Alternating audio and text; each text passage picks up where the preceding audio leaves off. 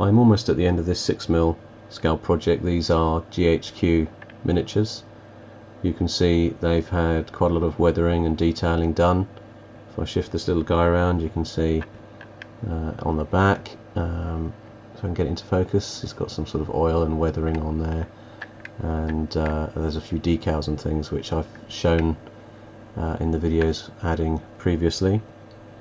The interesting thing is, now that I'm right at the end, I've almost run out of energy really to give these any more. I think I've done enough detailing, and I just want to get these bases finished. So I'm in the middle of doing these bases. So here's one where it's still got the just the base green spray. This is just overflow basically from the original airbrushing, so you get the green on the side, but you can see I've added extra bits of gravel and bits and pieces on there to sort of add interest, that when painted like they are on this guy, you can see that they add a little bit more detail when the dry brushing goes on there.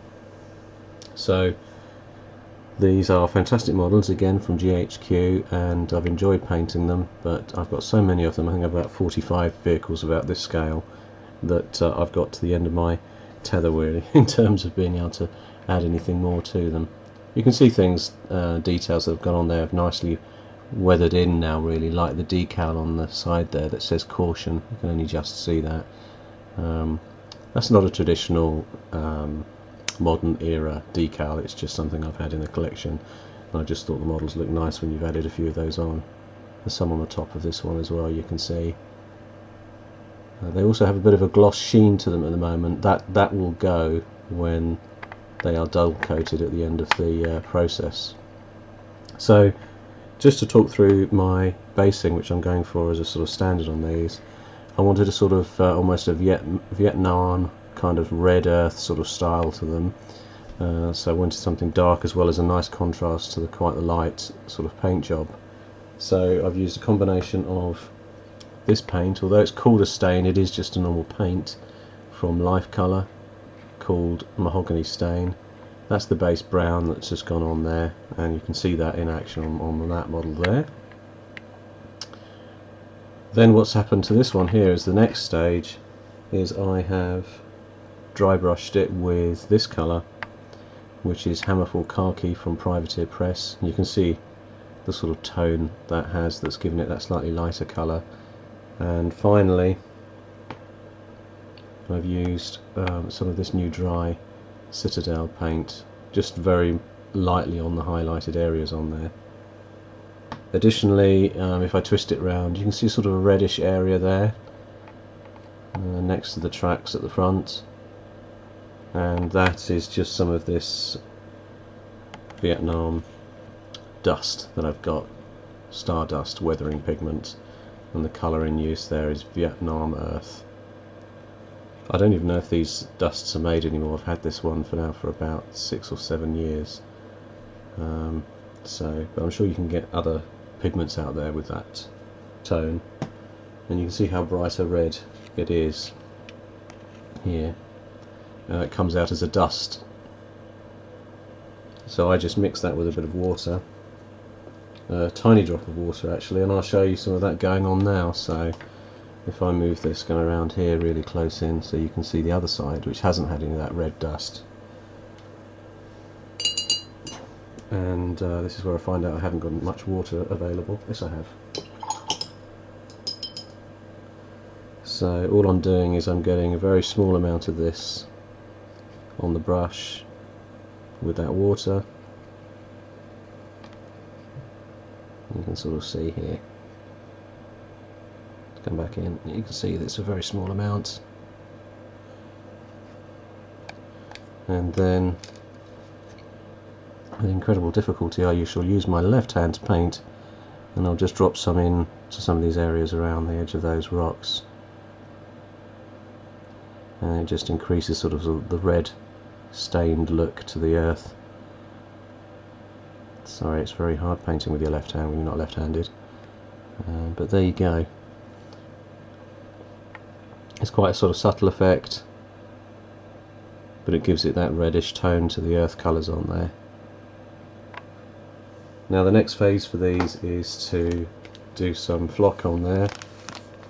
I've got So you can see that quite closely, a very fine flock there, and this is from a UK company. If I get some on my finger, you'll be able to see it a bit better, I think. There we go. You can see how fine that is actually. It started to sort of, the static on my finger has meant that it's standing on end, and that is from a UK company called Total System Scenic. And the reason this is so good is because it's their repair kit for boards that they make. They make some boards in 2 by 2 foot squares, and they use that green flock, I think, not flock, sorry, green static grass. They use that static grass across their whole range, and it's very fine, not very long, and it's very suitable for the sort of 6mm scale. I may also add some other little tufts and bits and pieces on there. I have some 6mm infantry here. These are actually painted by a friend, Jonathan Rogers, and you can see here he's put some little tufts on as well, which works quite well. I'm not going to match Jonathan's base exactly, but we're kind of aiming for similar bases on our range, so that when these are used in battle, we can see we can match up the actual basing. And in terms of any other bits of detailing on there, I can show you these chaps here. I've done some sort of weathering on things like the tyres.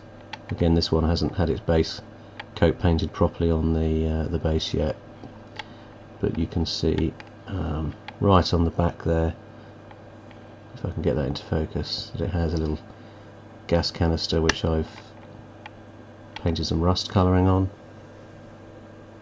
Also the various models like the Abrams tanks that I was working on, I've done things like add the lights on the back and some more sort of oily weathering on there. Obviously the tracks have been well weathered as well, and I used the Privateer Press P3 paint called Pig Iron to do most of the tracks after painting them in a sort of a dark black colour. The actual interior of the tracks, where you can see the sort of wheels and things in there, they were sprayed the same colour as the rest of the model when the camo was airbrushed on. However, they did then have some extra washes inserted inside. I think I mostly used the Games Workshop. Here it comes into camera. Agrax Earthshade, which is kind of a reddish, well actually it's not, it's very similar to Devlin Mud, which is their last one. You can see the sort of colour of it in there. A rich coffee, or maybe a dark tea colour to that, I should think. So that's gone in, and you can see where in some places I've brushed it up over the edge of the tank hull just to sort of dirty it up.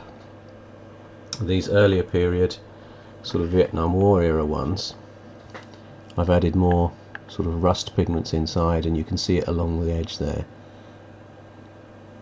That was the coming back to my favourite range of colours again. These were the lifecolor. Can't see the word lifecolor on there, but this is lifecolor in their Tensochrome range, and it's like a wash. And you can see there sort of a red rusty wash. That's gone in there and allowed to dry, and given it that extra sort of red tinge around the edge there that could look like, again, sort of dust off the road or rust, or a combination of the two. And again, it gives it a nice contrast between the hull, which is quite clean looking really, compared to the tracks underneath. And again, the only other sort of weathering on there after the base weathering, which was featured in a previous video, was some sort of oil effect that I put on the back there to give it the look of sort of dirt and grime and smoke around where the exhaust might be. In fact, I took a guess, because I'm guessing the engine is in the back there, and I'm guessing those panels on the back with ridges on are some sort of panels that attach and allow air through the back of the engine. So that's why I've greased them up and made them look sort of dark and oily and black and smoky. I could be wrong That might not be where the engine is, but I guessed it. And in terms of other models in that range, there's the Strikers. They're coming on. This one hasn't had the base done. This one I spent, well, in fact I've got about 8 of these I've done, and I spent quite a lot of time getting the wheels just right by using a tyre colour from the lifecolor range again, and just doing some extra detailing on top. I was going to actually come back to it and do things like additional colour on things like these little panels and things I've added. Really, I only painted them a different colour to make them stand out and look a bit interesting when you're looking down on the model. And you can see there's another little bit of stowage on the back there above that ladder, which could be painted a different colour as well, but I think I've done enough.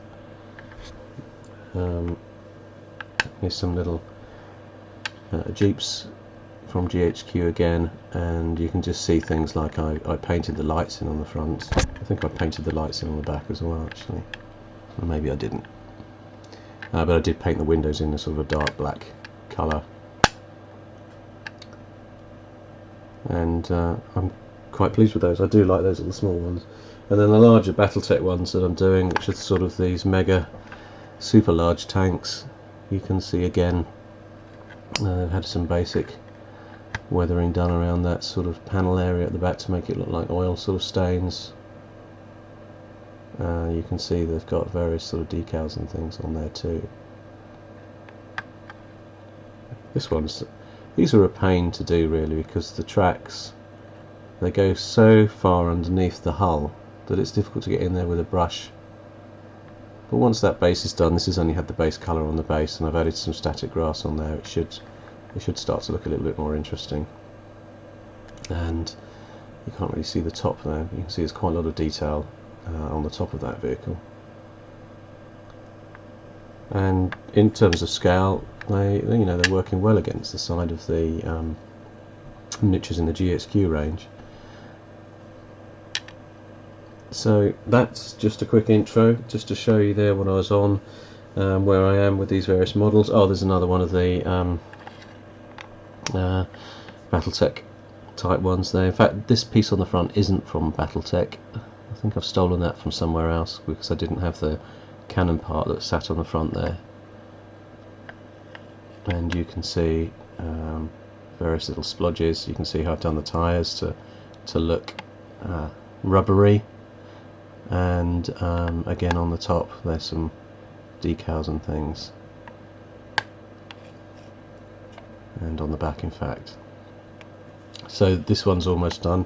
These ones in fact I built some sort of command bases, because I originally had in mind playing the game Future War Commander and using these sort of larger command bases that I built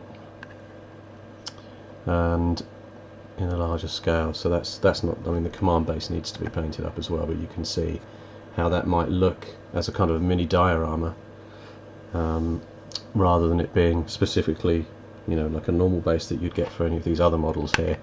This medium range missile launcher, you can see again I've sort of scaled up the different size bases. So you start with the smallest ones for these chaps, and then you work your way up, and the same small size for this small armoured vehicle. And you can see the rust effect again on the back of that there, on that rear area. Now of course that is quite a modern vehicle, so it probably wouldn't be rusted, but I've just done that for effect, just because I fancied it, for no other reason really. I'm not aiming for any kind of realism with these vehicles, even though I have spent quite a lot of time trying to weather the wheels and tyres and things appropriately. This chap you can see here needs a lot of work to, well, not a lot of work, but I need to paint a small brush inside to cover up that green stuff underneath the tyre, so it goes brown all the way through. So there we are, that's a mini update. I'll now zoom out on the camera actually, so you can see the rest of the models as they're sitting on the desktop here. So I just need to switch the camera settings, and you'll lose focus for a bit. So here they all are really, and you can see the whole range of them there, various different ones from different ranges. There's even a Ground Zero Games sci-fi model there that I've got in the 6mm scale.